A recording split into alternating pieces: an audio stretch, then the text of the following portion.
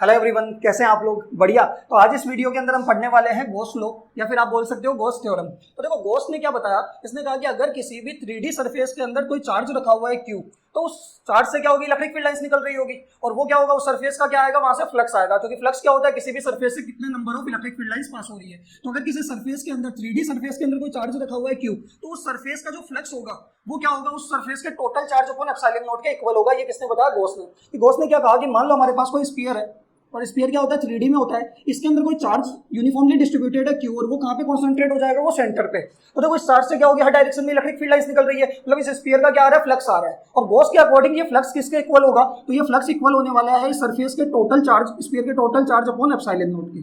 ये किसने बताया? गॉस ने। क्लियर है? तो यहाँ पे अगर हम इसके स्टेटमेंट की बात करें तो देखो, स्टेटमेंट क्या होने वाला है, it states that the surface integral of electric field over a close surface in free space या vacuum is equal to 1 upon epsilon times of total charge enclosed. तो इसका मतलब भी क्या है? इसका मतलब है कि इसको मैं इस तरीके से लिख सकता हूँ, फाई इक्वल्स टू क्या होता है, हमारा नॉर्मल फ्लक्स का फॉर्मूला क्या होता है, वो होता है close integral of E dot ds। Small surface के लिए हमने बात की थी लास्ट वीडियो के अंदर। और इसकी स्टेटमेंट का मतलब है 1 अपॉन इक्वल होगा किसके, 1 upon epsilon times of total charge. यानी अगर मैं फ्लक्स का फॉर्मूला E डॉट ds है तो इसको मैं क्या लिख सकता हूँ, टोटल चार्ज हमारा Q है, तो ये क्या हो जाएगा, Q बाई एप्सिलॉन नॉट। तो इस स्टेटमेंट के अंदर जो यहाँ तक ये बात कर रहा है कि ओवर ए क्लोज सरफेस, इस यहाँ तक का मतलब है फ्लक्स। जैसा कैसे समझोगे कि इन्होंने क्या लिखा था, surface integral of electric field, surface ds को क्या बोलते हैं, सरफेस, ये integral of electric field over a close surface is equal to 1 upon epsilon times of total charge. Clear है? मतलब इसको क्या बोलेंगे हम, फ्लक्स ही बोलेंगे। तो इसका एक और स्टेटमेंट में इसकी जगह क्या लिख सकता हूं, मैं लिख सकता हूं कि जो इलेक्ट्रिक फ्लक्स होगा वो किसके इक्वल होगा, 1 upon epsilon times of total charge के। तो देखो, एक और स्टेटमेंट आप यहां से बहुत सिंपल सा लिख सकते हो, it states that the electric flux over a closed loop या क्लोज सरफेस, और किसके अंदर होनी चाहिए, इन फ्री स्पेस या फिर वैक्यूम, वहां पे क्या होना चाहिए, वैक्यूम या फिर फ्री स्पेस होना चाहिए, is equal to 1 upon epsilon times of total charge enclosed. अगर आप देखोगे तो दोनों स्टेटमेंट का मतलब क्या है, सेम ही है। Surface integral of electric field over a close surface, इसका मतलब भी फ्लक्स है, और आपने वहां डायरेक्ट क्या लिख दिया, उसकी जगह फ्लक्स लिख दिया। तो गॉस ने क्या बोला कि किसी भी क्लोज सरफेस का जो फ्लक्स होगा उस सरफेस के total charge upon epsilon not या 1 upon epsilon times of total charge के क्या होगा, इक्वल होगा। क्लियर है यहाँ तक? अब देखो, हमें नेक्स्ट जो बात करनी है वो करनी है proof of Gauss theorem by using Coulomb's law. But एक और चीज है कि हमें ये पता होना चाहिए कि जो गॉस थ्योरम है वो 3D सरफेसेस के अंदर लगता है, मतलब आपका जो चार्ज है वो इनक्लोज होना चाहिए किसमें, 3D में। अगर आपका चार्ज 2D में इनक्लोज है तो पहले हम क्या करेंगे, उसको 3D में क्लोज करने के लिए 3D गॉसियन सरफेस बनाएंगे। अब 3D में क्या होता है, सिलेंडर हो सकता है आपका, सिलेंडर में हम चार्ज को क्लोज करेंगे, या फिर क्यूब, क्यूबॉइड या फिर स्फीयर के अंदर। क्लियर है? तो 2D के अंदर आपका डायरेक्ट गॉस थ्योरम नहीं लगेगा, चार्ज को 3D में आपको इनक्लोज करना पड़ेगा, देन आप क्या कर सकते हो, गॉस थ्योरम लगा सकते हो, और वो क्या होने वाली है, flux equals to total charge upon epsilon zero. Clear है? नेक्स्ट हम इसके प्रूफ की बात करते हैं बाय यूजिंग कूलम्ब्स लॉ। तो देखो, हमें बात करनी है, वो करनी है प्रूफ ऑफ गॉस थ्योरम या Gauss law by Coulomb's law.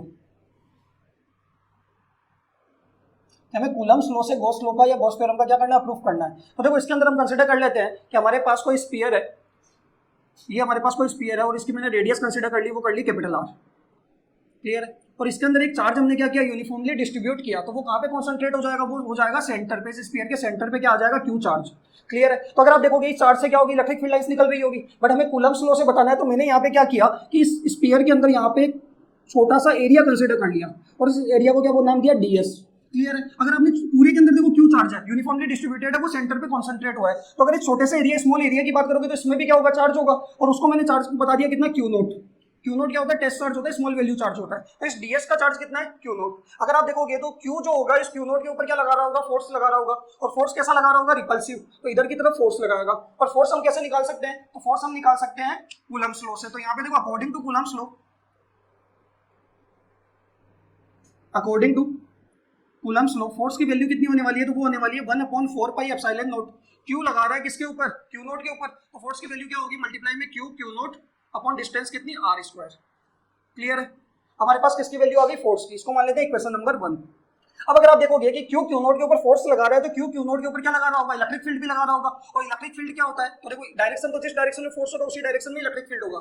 और इलेक्ट्रिक फील्ड की वैल्यू क्या होती है, तो क्यू नोट के ऊपर एक फोर्स लग रहा है, इसका मतलब क्यू नोट पे क्यू का इलेक्ट्रिक फील्ड कितना होगा, तो वो होगा फोर्स पर यूनिट चार्ज। हम क्या जानते हैं, इलेक्ट्रिक फील्ड की वैल्यू कितनी होती है, वो होती है F by Q note, force per unit charge, क्योंकि इलेक्ट्रिक फील्ड किस पे लग रहा है, क्यू नोट पे लग रहा है। क्यू नोट पे हमें इलेक्ट्रिक फील्ड निकालना है ड्यू टू क्यू की वजह से, तो फोर्स कितना लग रहा है क्यू नोट पे अपॉन क्यू नोट, ये आपके पास कितना आ जाएगा, इलेक्ट्रिक फील्ड आ जाएगा इक्वेशन 2। तो यहाँ से 1 को कहाँ पुट करेंगे, 2 में, पुट इक्वेशन 1 इन इक्वेशन 2, 1 को 2 के अंदर पुट करेंगे तो हमारे पास फोर्स की वैल्यू कितनी है, इलेक्ट्रिक फील्ड की वैल्यू कितनी आ जाएगी, वो आ जाएगी 1/4 pi epsilon naught q by are square. और यहाँ पे क्यू नोट था और डिवाइड में भी क्यू नोट था, तो क्यू नोट से क्यू नोट क्या हो गया, कैंसिल हो गया। मतलब हमारे पास इलेक्ट्रिक फील्ड कितना आ गया, वो आ गया 1/4 pi epsilon naught q by are square.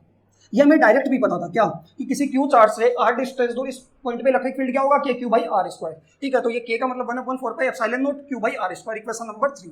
Clear है यहाँ तक, मतलब आपके पास इस छोटे से सरफेस पे हमें इलेक्ट्रिक फील्ड की वैल्यू पता लग गई। अब हम यहाँ पे क्या निकाल सकते हैं, नॉर्मल तरीके से फ्लक्स निकाल सकते हैं। तो अगर मैं यहाँ का फ्लक्स निकालूंगा तो हमने जो डीएस लिया है, एक चीज देखोगे इस डीएस का एरिया वेक्टर क्या होगा, जो भी आप एरिया लेते हो उससे क्या होता है, हमेशा परपेंडिकुलर होता है। तो यहाँ पे अगर आप डीएस का एरिया वेक्टर देखोगे तो वो क्या होगा, इस एरिया से परपेंडिकुलर। ठीक है, इस तरीके से परपेंडिकुलर। और अगर आप देखोगे तो इलेक्ट्रिक फील्ड भी क्या जा रहा है, इसी डायरेक्शन में जा रहा है। तो एन कैप और इलेक्ट्रिक फील्ड के बीच में एंगल कितना है, 0 डिग्री, दोनों सेम डायरेक्शन में, तो थीटा की वैल्यू कितनी हो जाएगी, 0। अब हम क्या करेंगे, इस छोटे से डीएस का क्या निकाल लेते हैं, फ्लक्स निकाल लेते हैं, और इंटीग्रेट करेंगे तो क्या आ जाएगा, टोटल फ्लक्स आ जाएगा। मतलब इस क्लोज सरफेस का स्फीयर का मैं टोटल फ्लक्स को लिख सकता हूँ, electric flux equals to phi equals to कितना आएगा, वो आएगा close integral of E dot ds. इसका हम निकाल रहे हैं फ्लक्स, ई डॉट डीएस का मतलब इसका फ्लक्स, और इंटीग्रेट कर रहे हैं तो पूरे स्फीयर का फ्लक्स आ रहा है। क्लियर है।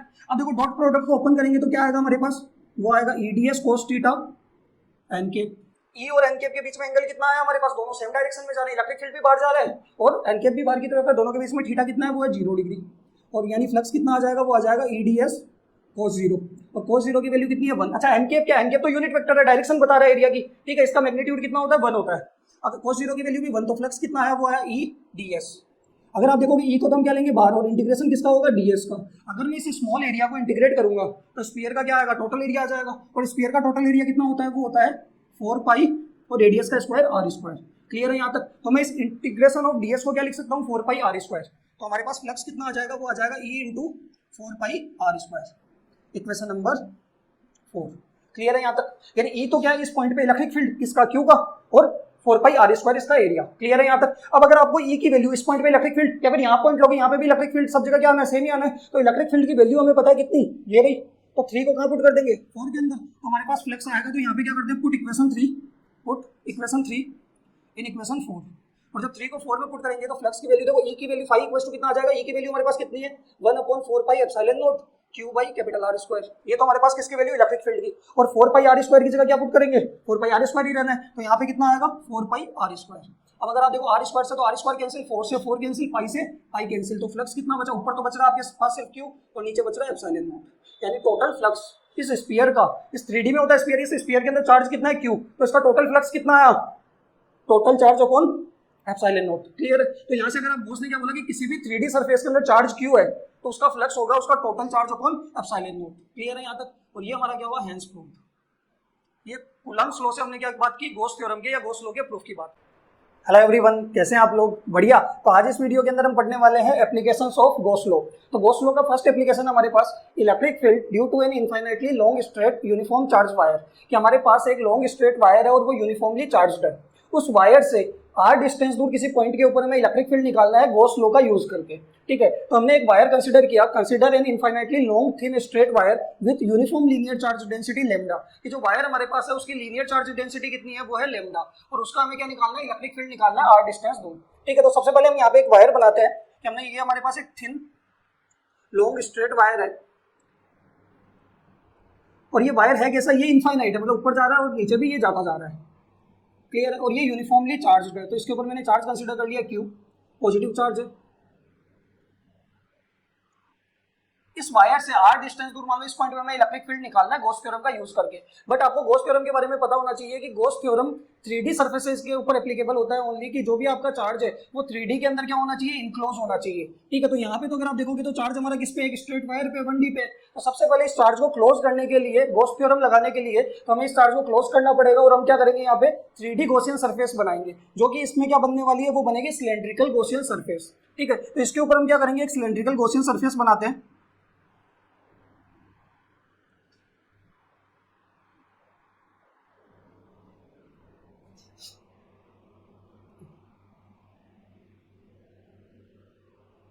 ये हमारा जो 3D गॉसियन सरफेस बना है सिलेंड्रिकल, इसके अंदर आपका चार्ज क्या हो गया, एनक्लोज्ड हो गया है। अब हमें इसका क्या निकालना है, नॉर्मल तरीके से गॉसियन सरफेस का फ्लक्स निकालना है, और गॉस के अकॉर्डिंग वो फ्लक्स किसके इक्वल होगा, total charge upon epsilon not के। ठीक है, और इस गॉसियन सरफेस की हम रेडियस कंसीडर कर लेते हैं, वो स्मॉल r, और इसकी लेंथ कंसीडर करते हैं, वो करते हैं l।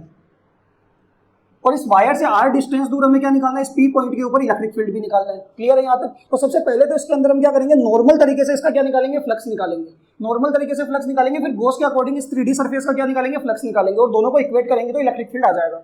तो पहला तो हमें क्या करना है, इस गॉसियन सरफेस का, सिलेंडर का हमें फ्लक्स निकालना है। तो अगर आप देखोगे कि जैसे मान लो ये आपके पास वायर है, ये आपके पास पेन है, ये क्या है, ये एक स्ट्रेट वायर है, और इस वायर के ऊपर अगर आप देखो यहाँ चार्ज रखा हुआ है, चार्ज के ऊपर चार्ज चार्ज चार्ज है। तो आप अगर आप इस चार्ज से देखोगे तो इसकी इलेक्ट्रिक फील्ड लाइंस ऊपर तो जाने वाली नहीं है, क्योंकि चार्ज के ऊपर चार्ज है, नीचे भी नहीं जाएगी। ठीक है, इलेक्ट्रिक फील्ड लाइंस या तो किधर जाएगी, राइट में, या फिर जाएगी लेफ्ट में, या फिर इनवर्ड आउटवर्ड।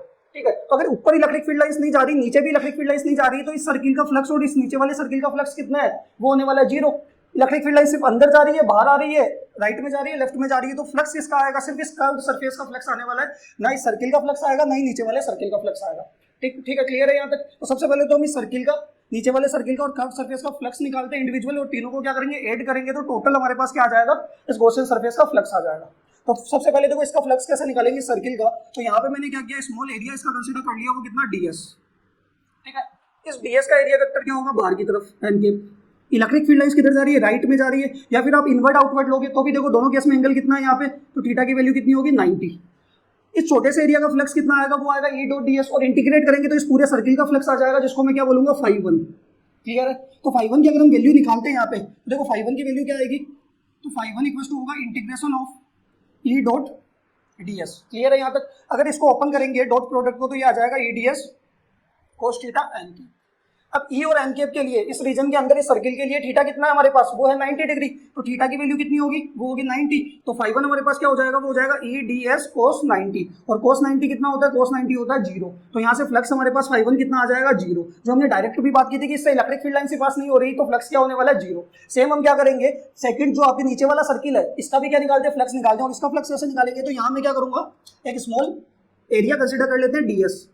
इसका एरिया वेक्टर क्या होगा, नीचे की तरफ परपेंडिकुलर, बाहर की तरफ, और इसमें भी इलेक्ट्रिक फील्ड लाइंस किधर जा रही है, या तो अंदर, या फिर राइट में, लेफ्ट में, या फिर आउटवर्ड। हर एक केस में इन चारों में ही थीटा की वैल्यू यहाँ पे कितनी होगी, 90 डिग्री।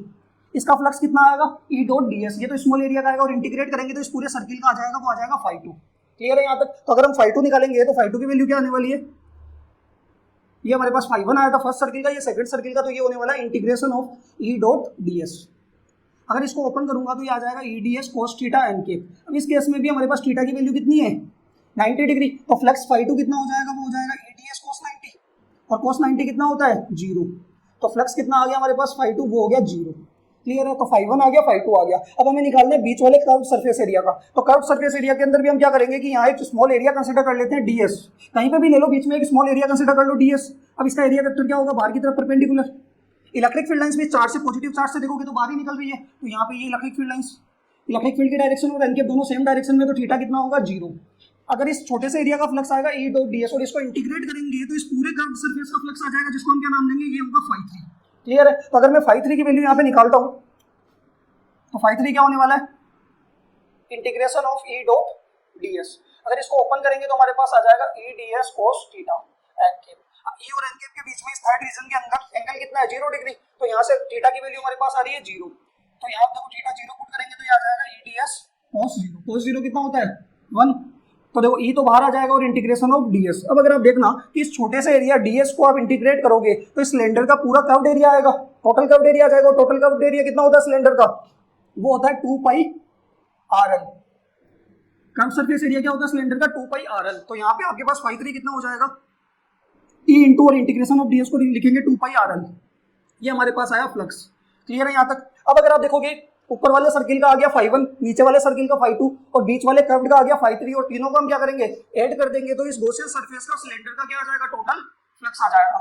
तो अगर मैं टोटल फ्लक्स की बात करूं तो टोटल फ्लक्स φ इक्वल टू क्या होने वाला है φ1 प्लस φ2 प्लस φ3। तो अगर आप देखोगे तो φ1 तो कितना है 0, φ2 भी कितना है 0 और φ3 कितना है वो आया E इंटू 2πrl। तो यहाँ से टोटल फ्लक्स की वैल्यू कितनी आ गई E into 2πrl, equation number 1। Clear है यहाँ तक। ये हमारे पास नॉर्मल तरीके से ई डॉट डी एस से क्या आया इस गॉसियन सरफेस का सिलेंड्रिकल गॉसियन सरफेस का फ्लक्स आया। क्लियर है। अब देखो गॉस के अकॉर्डिंग यही फ्लक्स इसी सरफेस का फ्लक्स इसके इक्वल होगा टोटल चार्ज अपॉन एप्सिलॉन 0 के। तो यहाँ पे देखो ये मैं मिटा रहा हूँ तो यहाँ पे आप लिख सकते हो अकॉर्डिंग टू गॉस लॉ तो टोटल फ्लक्स है इस गॉसियन सरफेस का वो इक्वल होगा total charge upon epsilon note के। ये इक्वेशन नंबर 2। अब दोनों इसी सरफेस के फ्लक्स है, ये फ्लक्स भी क्या है इस सिलेंडर का फ्लक्स है और ये भी इसी का है गॉस के अकॉर्डिंग। तो दोनों फ्लक्स के वो क्या करेंगे इक्वेट कर देंगे। तो फ्रॉम इक्वेशन 2 1 एंड 2 और ये हमारे पास आएगा E into 2πrl equal to कितना आएगा Q बाई एप्सिलॉन 0। तो अगर इलेक्ट्रिक फील्ड की वैल्यू निकालेंगे तो ये 2πrl कहाँ आ जाएगा डिवाइड में आ जाएगा। तो ये हो जाएगा Q upon 2π epsilon 0 rl। Clear है। अब हमें पता है कि इस वायर की लीनियर चार्ज डेंसिटी कितनी है लेमडा और लेमडा क्या होता है तो लेमडा होता है हमारे पास charge per unit length Q by L। तो यहाँ से देखो इस Q और इस L को क्या लिख सकता हूँ लेमडा। तो इलेक्ट्रिक फील्ड आ जाएगा lambda upon 2π epsilon 0 r। Clear है यहाँ तक। अगर मैं ऊपर नीचे दोनों को 2 से मल्टीप्लाई कर दूं तो ऊपर भी 2 से मल्टीप्लाई करूंगा 2 लेमडा और नीचे मल्टीप्लाई करूंगा तो 4π एप्सिलॉन 0 r। क्लियर है। और 1 अपॉन 4π एप्सिलॉन 0 r को क्या लिख सकता हूँ k। तो 2k लेमडा बाई r भी आप इसको लिख सकते हो। ये आपके कैलकुलेशन में आसान हो जाएगा क्योंकि k की वैल्यू डायरेक्ट क्या होती है 9 × 10 की पावर 9 होती है। क्लियर है यहाँ तक। अब अगर आप देखोगे इलेक्ट्रिक फील्ड और डिस्टेंस के बीच में क्या रिलेशन है कि देखो 2 कांस्टेंट k भी कांस्टेंट लेमडा भी क्या होता है कांस्टेंट होता है वायर का। तो इलेक्ट्रिक फील्ड है वो डिस्टेंस के क्या इनवर्सली प्रोपोर्शनल है यानी जो E है वो इनवर्सली प्रोपोर्शनल किसके आ रहा है डिस्टेंस के r के। कि अगर आप डिस्टेंस बढ़ाते जाओगे इस पॉइंट पे इलेक्ट्रिक फील्ड आ रहा है डिस्टेंस बढ़ाते जाओगे तो इलेक्ट्रिक फील्ड क्या होता जाएगा कम होता जाएगा। और E और r के बीच में अगर आप ग्राफ बनाते हो तो ग्राफ क्या आने वाला है ये आपके पास स्मॉल r और ये इलेक्ट्रिक फील्ड ग्राफ कैसा आएगा वो आएगा इनवर्सली प्रोपोर्शनल का। तो ये हमारे पास था electric field intensity due to an infinitely long straight uniformly charged wire. ठीक है। और जिसकी वैल्यू हमारे पास क्या आ रही है E equal to 2k lambda by r या फिर आप लिख सकते हो लेमडा अपॉन 2π एप्सिलॉन 0 r और E जो होगा वो इनवर्सली प्रोपोर्शनल होने वाला है डिस्टेंस के। क्लियर है यहाँ तक। हेलो एवरीवन, कैसे हैं आप लोग? बढ़िया। तो आज इस वीडियो के अंदर हम पढ़ने वाले हैं गॉस लॉ का सेकंड एप्लीकेशन और वो है electric field due to a uniformly charge in infinite plane sheet. कि हमारे पास एक uniformly charge infinite plane sheet है और जिसकी सरफेस चार्ज डेंसिटी सिग्मा है और इसकी वजह से हमें इलेक्ट्रिक फील्ड इंटेंसिटी निकालनी है। ठीक है। तो इसके अंदर let sigma be the uniform surface charge density of an infinite plane sheet. कि जो इनफाइनाइट प्लेन सीट है उसकी सरफेस चार्ज डेंसिटी सिग्मा है। सरफेस चार्ज डेंसिटी क्या होती है चार्ज पर यूनिट एरिया की, पर यूनिट एरिया के अंदर कितना चार्ज स्टोर हो रहा है और जिसकी वजह से हमें क्या निकालना है इसमें इलेक्ट्रिक फील्ड इंटेंसिटी निकालनी है गॉस थ्योरम का यूज करते हुए, गॉस लॉ का यूज करते हुए। ठीक है। तो सबसे पहले हम सीट बनाते हैं इसके अंदर।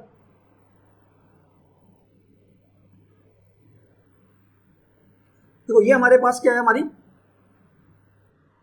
ये एक प्लेन इनफाइनाइट सीट है, ऊपर भी जाती जा रही है और नीचे भी जाती जा रही है और ये यूनिफॉर्मली चार्ज्ड है। यानी इसके अंदर हम चार्ज कंसीडर कर लेते हैं कि Q इसके अंदर चार्ज स्टोर्ड है और इसकी सरफेस चार्ज डेंसिटी हमारे पास कितनी है वो है सिग्मा। ठीक है। और हमें इसका क्या निकालना है इलेक्ट्रिक फील्ड निकालना है गॉस थ्योरम का यूज करते हुए। तो आपको पता है कि गॉस लॉ जो होता है वो तभी एप्लीकेबल है जब आपका चार्ज क्या होगा 3D के अंदर 3D सरफेस के अंदर इनक्लोज होगा। बट यहाँ पे जो चार्ज है हमारा वो सीट के अंदर है और सीट किसमें होती है 2D के अंदर होती है। तो सबसे पहले गॉस लॉ अप्लाई करने के लिए हमें इस चार्ज को हमें क्या करना पड़ेगा 3D गॉसियन सरफेस के अंदर क्लोज करना पड़ेगा। और यहाँ पे 3D गॉसियन सरफेस कैसी बनेगी तो वो हम बनाएंगे सिलेंड्रिकल। तो यहाँ पे मैंने क्या किया कि एक सिलेंड्रिकल 3D के अंदर गॉसियन सरफेस ड्रॉ कर दी।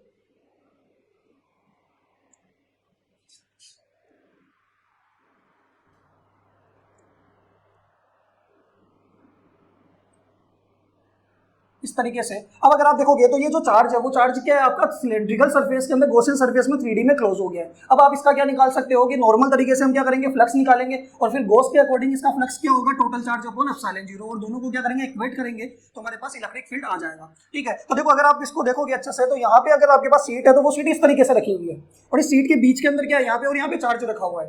तो अगर आप देखोगे कि इस सीट से इलेक्ट्रिक फील्ड लाइंस ऊपर तो नहीं जानी क्योंकि सीट क्या इनफाइनाइट है यानी ऊपर तक जाती जा रही है, नीचे भी इलेक्ट्रिक फील्ड लाइंस नहीं जानी। तो यहाँ बीच में चार्ज है तो इलेक्ट्रिक फील्ड लाइंस या तो जाएगी राइट के अंदर या फिर इलेक्ट्रिक फील्ड लाइंस किधर जाएगी लेफ्ट के अंदर। यानी अगर आप देखोगे यहाँ सीट रखी हुई है और इसने चार्ज को हमने क्लोज करने के लिए ये सिलेंड्रिकल क्या बना दी, गॉसियन सरफेस बना दी। तो अगर इलेक्ट्रिक फील्ड लाइंस राइट में जा रही है तो कौन से सर्किल से पास हो रही है, इस सर्किल से, और लेफ्ट वाली इलेक्ट्रिक फील्ड लाइंस इस सर्किल से पास हो रही है, बट ऊपर नहीं जा रही, नीचे नहीं जा रही, या फिर अंदर नहीं जा रही, बाहर नहीं जा रही। इसका मतलब है कि इस जो कर्व सरफेस है सिलेंडर का, इससे कोई इलेक्ट्रिक फील्ड लाइन पास नहीं होने वाली। यानी इस कर्व सरफेस का फ्लक्स कितना आएगा, 0, और फ्लक्स इस सर्किल का आने वाला है और इस सर्किल का आने वाला है। ये चीज क्लियर है। तो सबसे पहले नॉर्मल तरीके से हम क्या करेंगे कि इस सर्किल का और कर्व सरफेस का क्या करेंगे, फ्लक्स निकालेंगे, तीनों को ऐड करेंगे तो इस सिलेंडर का क्या आ जाएगा, टोटल फ्लक्स आ जाएगा। फिर गॉस के अकॉर्डिंग वही फ्लक्स इसके इक्वल होगा, टोटल चार्ज अपॉन एप्सिलॉन 0 के, और दोनों को हम क्या कर देंगे, इक्वेट कर देंगे, तो हमारे पास नेट इलेक्ट्रिक फील्ड इंटेंसिटी आ जाएगी। क्लियर है। तो सबसे पहले देखो इस सर्किल का हम फ्लक्स निकालते हैं, तो इसके लिए मैंने क्या किया, यहाँ पे एक स्मॉल एरिया कंसिडर कर लिया ds। ठीक है, इसका एरिया वेक्टर क्या होगा, बाहर की तरफ। अगर यहाँ पे सीट रखी हुई है तो सीट से इलेक्ट्रिक फील्ड लाइंस भी क्या हो रही है, बाहर ही निकल रही है, तो दोनों के बीच में थीटा कितना आएगा, 0। ठीक है, इस छोटे से एरिया का फ्लक्स कितना आएगा, वो आएगा E डॉट ds, और इंटीग्रेट कर देंगे तो पूरे सर्किल का फ्लक्स आ जाएगा, वो आएगा φ1। ठीक है, अगर मैं φ1 की वैल्यू निकालूंगा तो φ1 की वैल्यू क्या होने वाली है, φ1 equals to E dot ds। ये तो स्मॉल एरिया का है, और इसको इंटीग्रेट कर देंगे तो ये टोटल आ गया। ठीक है, अगर इसको ओपन करते हैं तो हमारे पास क्या आने वाला है, वो आएगा E ds cos theta n के। क्लियर है। ई और एन के बीच में एंगल हमारा कितना है, 0 डिग्री, यानी यहाँ पे थीटा की वैल्यू कितनी है, 0, तो ये हो जाएगा ई डी एस cos 0। cos 0 कितना होता है, वो होता है 1। तो यहाँ देखो ई तो बाहर आ जाएगा, इंटीग्रेशन ऑफ डी एस, ये हमारे पास किसकी वैल्यू आ रही है, φ1 की। क्लियर है यहाँ तक। अब अगर आप इस छोटे से ds को, स्मॉल ds को आप क्या करोगे, इंटीग्रेट करोगे, तो इस सर्किल का क्या आएगा, टोटल एरिया आएगा, और सर्किल का टोटल एरिया कितना होता है, वो होता है पाई आर स्क्वायर। यानी आप लिख सकते हो कि इंटीग्रेशन ऑफ ds क्या होगा, वो होगा पाई आर स्क्वायर। तो यहाँ पे फ्लक्स φ1 की वैल्यू कितनी आ जाएगी, E into pi are square. Clear है। यहाँ पे इस सर्किल का फ्लक्स कितना आएगा, E into pi are square. अब हम क्या करेंगे कि लेफ्ट वाले सर्किल का फ्लक्स निकालेंगे। लेफ्ट वाले सर्किल का फ्लक्स क्या होगा, यहाँ पे मैंने छोटा सा एरिया ले लिया, कितना ds, इसका एरिया वेक्टर क्या होगा, बाहर की तरफ। इलेक्ट्रिक फील्ड लाइंस भी सीट से क्या हो रही है, लेफ्ट में जा रही है, तो दोनों के बीच में एंगल कितना होगा, 0 डिग्री। इस छोटे से एरिया का फ्लक्स होगा E डॉट ds, और इंटीग्रेट कर देंगे तो इसका टोटल फ्लक्स कितना आ जाएगा, वो आ जाएगा φ2। अगर हम φ2 की वैल्यू निकालते हैं, यहाँ पे ये लेफ्ट वाले सर्किल की बात हो रही है, तो φ2 कितना आएगा, वो आएगा integration of E dot ds, और इसको ओपन करेंगे तो ये आ जाएगा E ds cos theta n के। क्लियर है। अब देखो E और n के बीच में लेफ्ट सर्किल के लिए भी थीटा कितना है, 0 डिग्री, तो यहाँ से थीटा की वैल्यू कितनी पुट करेंगे, 0, तो φ2 कितना आ जाएगा, वो आ जाएगा E ds cos 0। cos 0 कितना होता है, 1। तो अगर आप देखो E को बाहर लोगे, इंटीग्रेशन ऑफ ds। अब अगर इस स्मॉल एरिया को भी इंटीग्रेट करोगे तो इस सर्किल का एरिया भी क्या आएगा, पाई आर स्क्वायर। ठीक है, तो टोटल एरिया कितना होता है, यानी यहाँ पे भी इंटीग्रेशन ऑफ ds की वैल्यू कितनी आएगी, पाई आर स्क्वायर। तो आपके पास φ2 कितना आ जाएगा, E into pi are square. Clear है। ये दोनों सर्किल का फ्लक्स φ1 φ2। अब हम किसका निकालेंगे, जो बीच वाली कर्व सरफेस है इसका फ्लक्स निकालते हैं, और इसके फ्लक्स को हम क्या बोलते हैं, φ3। तो यहाँ पे मैं क्या करूंगा, छोटा सा एरिया ले लिया मैंने ds। अब यहाँ पे भी ले सकते हो, यहाँ पे भी ले सकते हो, तो मैंने स्मॉल एरिया लिया ds। इसका एरिया वेक्टर क्या होगा, इससे परपेंडिकुलर ऊपर की तरफ। इलेक्ट्रिक फील्ड लाइंस किधर जा रही होगी, या तो राइट में या लेफ्ट में, तो एंगल कितना आएगा इसमें, 90 डिग्री। क्लियर है। अगर हमारे पास थीटा 90 है, अगर इस छोटे से एरिया का फ्लक्स आएगा E डॉट ds, और इंटीग्रेट करोगे तो बीच वाले पूरे कर्व का क्या आ जाएगा, सरफेस का एरिया आ जाएगा, फ्लक्स आ जाएगा। अब यहाँ पे इसको क्या लिखेंगे, φ3। क्लियर है। यहाँ पे तो अगर हम φ3 की वैल्यू निकालते हैं तो देखो φ3 की वैल्यू क्या होने वाली है,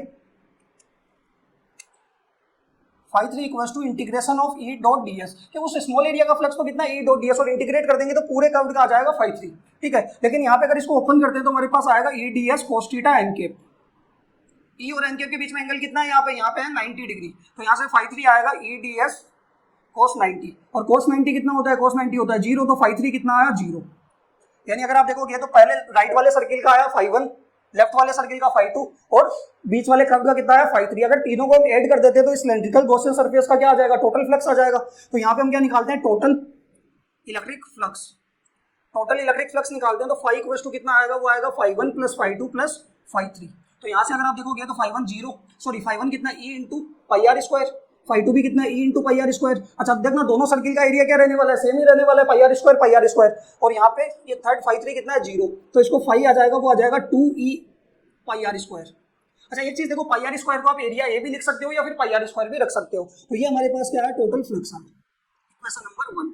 क्लियर है यहाँ तक। अब हम क्या करेंगे कि गॉस के अकॉर्डिंग भी इस सरफेस का फ्लक्स क्या होने वाला है, क्योंकि ये 3D में है, तो total charge upon epsilon naught. तो हम गॉस के अकॉर्डिंग हम क्या निकालेंगे, इसका फ्लक्स निकालेंगे। नॉर्मल तरीके से हमारा फ्लक्स आया, वो आया φ equals to E 2E pi are square. अब हम बात करते हैं, वो करते हैं according to Gauss theorem. According to Gauss law आपका जो फ्लक्स होने वाला है वो होने वाला है total charge upon epsilon not. ये आ गई आपके पास इक्वेशन नंबर ठीक है, यानी अगर नॉर्मल तरीके से सिलेंड्रिकल गॉसियन सरफेस का फ्लक्स आया 2e पाई आर स्क्वायर और गॉस के अकॉर्डिंग कितना आया total charge upon epsilon not. अब दोनों इक्वेशन को क्या कर देंगे हम इक्वेट करेंगे, तो फ्रॉम इक्वेशन 1 एंड 2 आपके पास फ्लक्स ये 2e pi are square equal to हो जाएगा q बाई एप्सिलॉन नॉट। अगर इलेक्ट्रिक फील्ड की वैल्यू निकालेंगे तो ये आएगा q by 2 epsilon naught pi are square. Clear है। अब हमें पता है कि देखो सरफेस चार्ज डेंसिटी सिग्मा वो क्या होती है चार्ज पर यूनिट एरिया। तो यहाँ से अगर आप देखोगे तो सिग्मा बराबर क्या होगा q और एरिया यहाँ पे कितना है सर्किल का पाई आर स्क्वायर, यानी मैं इसको लिख सकता हूँ sigma q by pi are square को क्या लिख सकता हूँ सिग्मा। तो e बराबर कितना आएगा sigma upon 2 epsilon naught.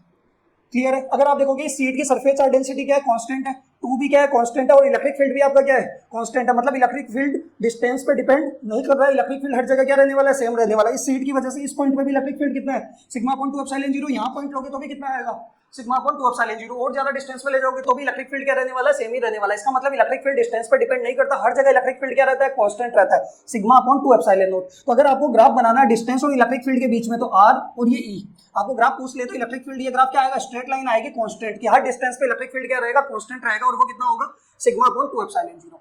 Clear है यहाँ तक। या फिर देखो यहाँ पे आप एक और चीज कर सकते हो पाई आर स्क्वायर को a भी लिख सकते हो। क्या लिख सकते हो तो 2e a बराबर q बाई एप्सिलॉन नॉट। तो ये आ जाएगा e equal to q upon 2 epsilon, क्योंकि q बाई a को क्या लिखोगे सिग्मा, तो ये आ जाएगा सिग्मा अपॉन 2 एप्सिलॉन नॉट।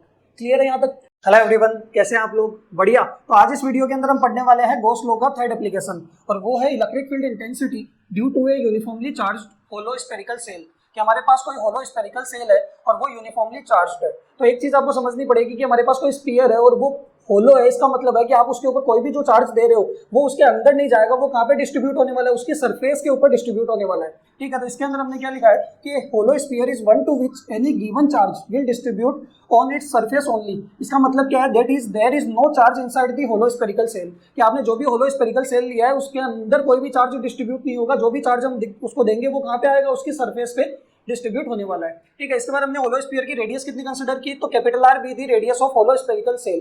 कि हमारे पास एक होलो स्फेरिकल सेल है और इसकी रेडियस हमने कंसीडर कर ली कैपिटल आर और इसका सेंटर है ये ओ।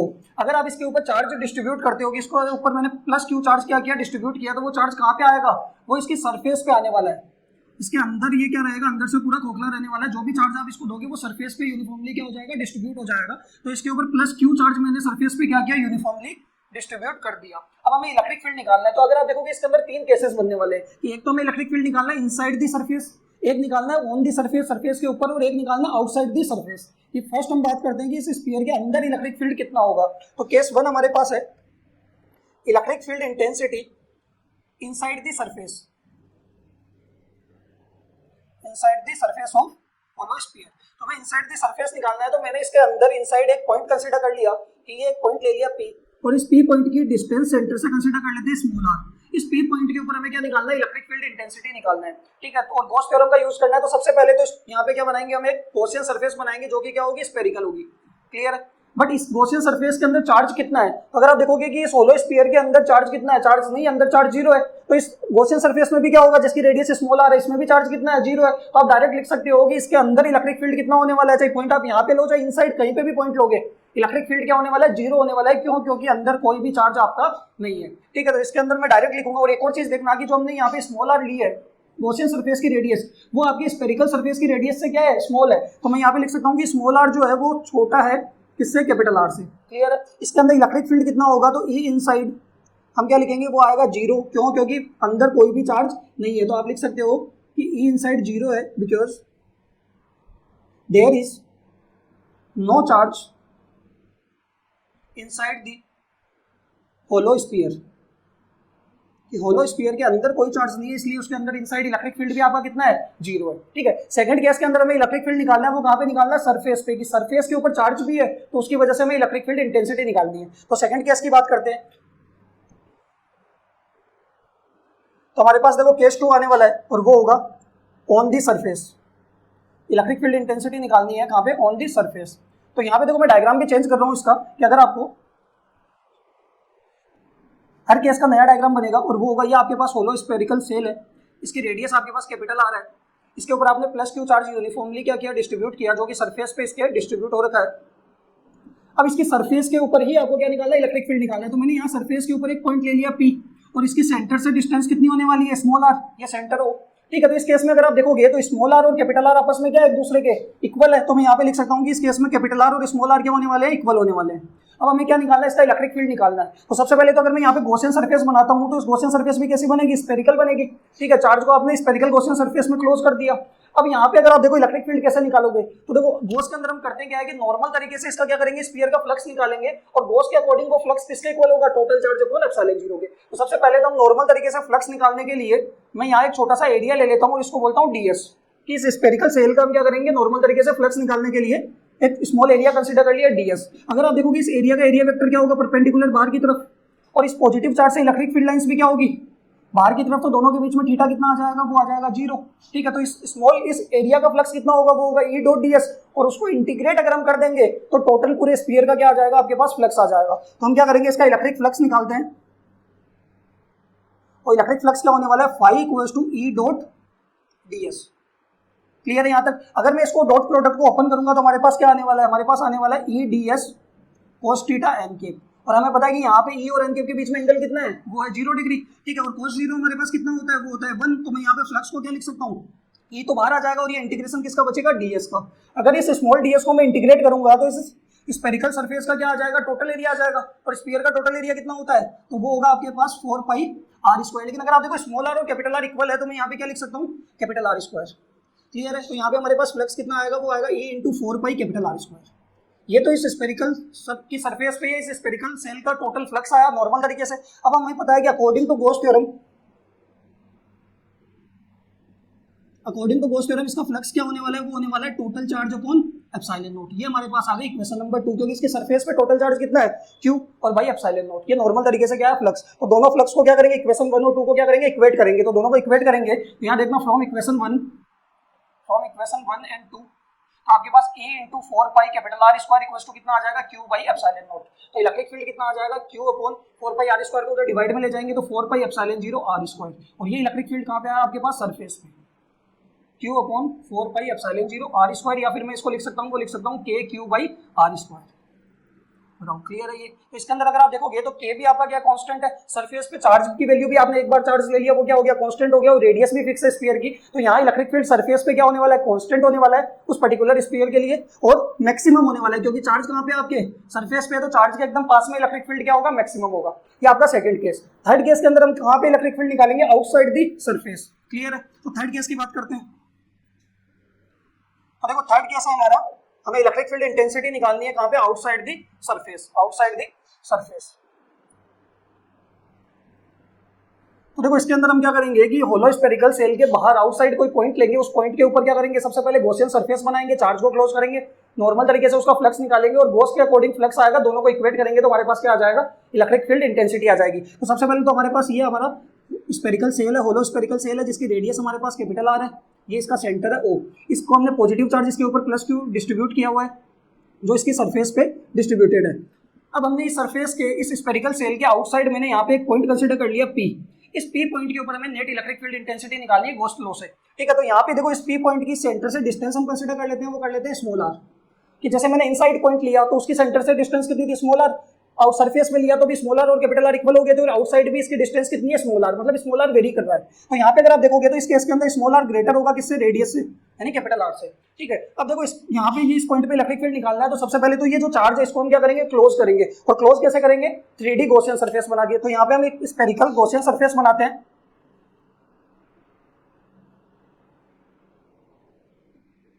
क्लियर है। अब देखो यहाँ पे इसका सबसे पहले यहाँ इस गॉसियन सरफेस का हम क्या करेंगे, टोटल फ्लक्स निकालेंगे, और गॉस के अकॉर्डिंग इसका फ्लक्स क्या होगा, टोटल चार्ज अपॉन एप्सिलॉन 0। और टोटल चार्ज कितना है, जो इस आपके होलो स्फेरिकल सेल के सरफेस पे जो चार्ज है वही इस गॉसियन सरफेस के अंदर क्या रहने वाला है, चार्ज रहने वाला है। तो यहाँ पे इसका मैंने क्या किया कि फ्लक्स नॉर्मल तरीके से निकालने के लिए एक स्मॉल एरिया कंसीडर कर लिया ds।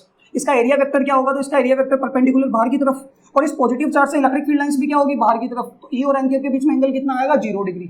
इस स्मॉल एरिया का फ्लक्स आएगा E डॉट ds, और इंटीग्रेट करेंगे तो पूरी गॉसियन सरफेस का क्या आ जाएगा, फ्लक्स आ जाएगा। तो यहाँ पे इसका इलेक्ट्रिक फ्लक्स निकालेंगे, तो इलेक्ट्रिक फ्लक्स क्या होने वाला है, phi equals to integration of E dot ds। Clear है, इसको ओपन करेंगे तो क्या आ जाएगा, E ds cos theta n के। और इस केस के अंदर भी थीटा की वैल्यू हमारे पास कितनी आई है, वो आई है 0 डिग्री, और cos 0 कितना होता है, 1। तो यहाँ से अगर आप फ्लक्स देखोगे तो ये आ जाएगा E ds cos 0 कितना हो जाएगा, 1। तो यहाँ से E को बाहर लेंगे, इंटीग्रेशन ऑफ ds।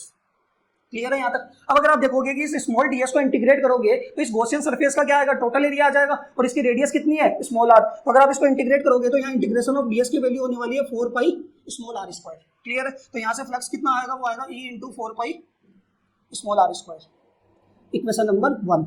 अब अकॉर्डिंग टू गॉस थ्योरम इसका फ्लक्स क्या होने वाला है, इसका टोटल चार्ज अपॉन एप्सिलॉन 0, और इस गॉसियन सरफेस में भी टोटल चार्ज कितना है, वो है q। तो यहाँ पे देखो अकॉर्डिंग टू गॉस थ्योरम या अकॉर्डिंग टू गॉस लॉ क्या होने वाला है, इसका टोटल फ्लक्स होगा वो होगा total charge upon epsilon 0। Equation number 2, equation 1 और 2 दोनों के फ्लक्स को क्या कर देंगे, इक्वेट कर देंगे, तो हमारे पास इलेक्ट्रिक फील्ड आएगा। तो फ्रॉम इक्वेशन 1 एंड 2 आपके पास देखोगे तो E into 4 pi small r square equal to कितना आ रहा है, q बाई एप्सिलॉन 0। E की वैल्यू कितनी आ जाएगी, q upon 4 pi epsilon 0 r square. तो देखो q चार्ज तो क्या इस सरफेस पे आपने एक बार इनिशियली जो डिस्ट्रीब्यूट किया है वो फिक्स है, 4 पाई एप्सिलॉन 0 भी फिक्स है। क्या वैल्यू चेंज हो रही होगी, स्मॉल r। स्मॉल r आप ज्यादा बढ़ा भी सकते हो, कम भी कर सकते हो, तो स्मॉल r चेंज होगा तो इलेक्ट्रिक फील्ड भी आपका क्या हो जाएगा, चेंज हो जाएगा। तो देखो इसका फॉर्मूला ऐसे भी लिख सकता हूँ, kq by small r square. और यहाँ से हमें पता लग रहा है कि जो इलेक्ट्रिक फील्ड है वो इनवर्सली प्रोपोर्शनल है किसके, r स्क्वायर के, स्मॉल r के स्क्वायर के। यानी अगर आप स्मॉल r बढ़ाते जाओगे तो इलेक्ट्रिक फील्ड क्या होता जाएगा, कम होता जाएगा। ये हमारे तीनों केस। अब इनका हम ग्राफ बनाते हैं तीनों का, क्योंकि देखो स्मॉल r के साथ इलेक्ट्रिक फील्ड आपका क्या हो रहा है, तीनों केस में चेंज हो रहा है। तो इसका ग्राफ बनाते हैं। देखो इसके अंदर हमने 3 केस के बारे में बात की। पहला केस हमारे था इनसाइड इलेक्ट्रिक फील्ड निकाला, स्मॉल r क्या था, छोटा था कैपिटल R से, और यहाँ पे हमारे पास इलेक्ट्रिक फील्ड आया इनसाइड द सरफेस, वो कितना आया, 0। सेकंड केस के अंदर हमने क्या किया, इलेक्ट्रिक स्मॉल r और कैपिटल R बराबर थे, इलेक्ट्रिक फील्ड हमने कहाँ पे निकाला था, सरफेस पे, और सरफेस पे इलेक्ट्रिक फील्ड हमारे पास आ रहा था, वो आ रहा था q upon 4 pi epsilon 0 capital R square, या फिर हम लिख सकते हैं kq by capital R square. और सरफेस पे इलेक्ट्रिक फील्ड हमारा क्या आ रहा था, वो आ रहा था मैक्सिमम। क्लियर है? और थर्ड केस हमारे पास था, वो था small r greater capital R। इसका मतलब आउटसाइड हमने पॉइंट लिया था, सरफेस के बाहर इलेक्ट्रिक फील्ड निकाला था, तो ये आउटसाइड हमारे पास कितना आ रहा था, वो आ रहा था q upon 4 pi epsilon 0 capital R square की जगह क्या आ जाएगा, स्मॉल r का स्क्वायर, यानी kq by small r square भी आप लिख सकते हो। और इसके अंदर जो इलेक्ट्रिक फील्ड है वो इनवर्सली प्रोपोर्शनल था किसके, r स्क्वायर के। ये हमारे पास तीनों केस थे। तो अगर तीनों में देखोगे तो आपके पास जो स्मॉल r के साथ कौन चेंज हो रहा है, इलेक्ट्रिक फील्ड चेंज हो रहा है, कि यहाँ स्मॉल r अंदर था, छोटा था, स्मॉल r यहाँ बराबर हुआ, और स्मॉल r रेडियस से क्या हुआ, ग्रेटर हुआ, तो स्मॉल r के साथ आपका इलेक्ट्रिक फील्ड चेंज हो रहा है। तो ग्राफ किस किस के बीच में बनेगा, electric field and small r के बीच में। तो देखो ये तो हमारे पास स्मॉल r और ये इलेक्ट्रिक फील्ड। क्लियर है? अब देखो स्टार्टिंग में यहाँ पे स्मॉल r की वैल्यू क्या है, 0। यहाँ पे किसी पॉइंट पे मान लो स्मॉल r और कैपिटल R क्या होगा, इक्वल होगा, तो यहाँ क्या होगा, लेस देन, और यहाँ पे small r greater than capital R। Clear है? अब अगर हम देखेंगे कि जब स्मॉल r लेस देन है कैपिटल R से, तो इस केस में तो इलेक्ट्रिक फील्ड कितना है, ये इनसाइड है, तो इनसाइड इलेक्ट्रिक फील्ड कितना है, वो है 0। तो इलेक्ट्रिक फील्ड क्या रहने वाला है, 0 ही रहने वाला है। जैसे ही सरफेस पे पहुंचेंगे तो इलेक्ट्रिक फील्ड क्या हो जाएगा, ये मैक्सिमम, यानी इस पॉइंट पे इलेक्ट्रिक फील्ड क्या आएगा, मैक्सिमम। और उसके बाद इलेक्ट्रिक फील्ड आपका क्या होने वाला है, inversely proportional to r square. तो यहाँ पे तो इलेक्ट्रिक फील्ड क्या होगा, E मैक्स, ये is inversely proportional to r square, और यहाँ पे ये कितना होने वाला है, 0। तो ये हमारा क्या बना, ग्राफ बना होलो स्फीयर के अंदर electric field, inside, surface, outside. Clear है यहाँ तक?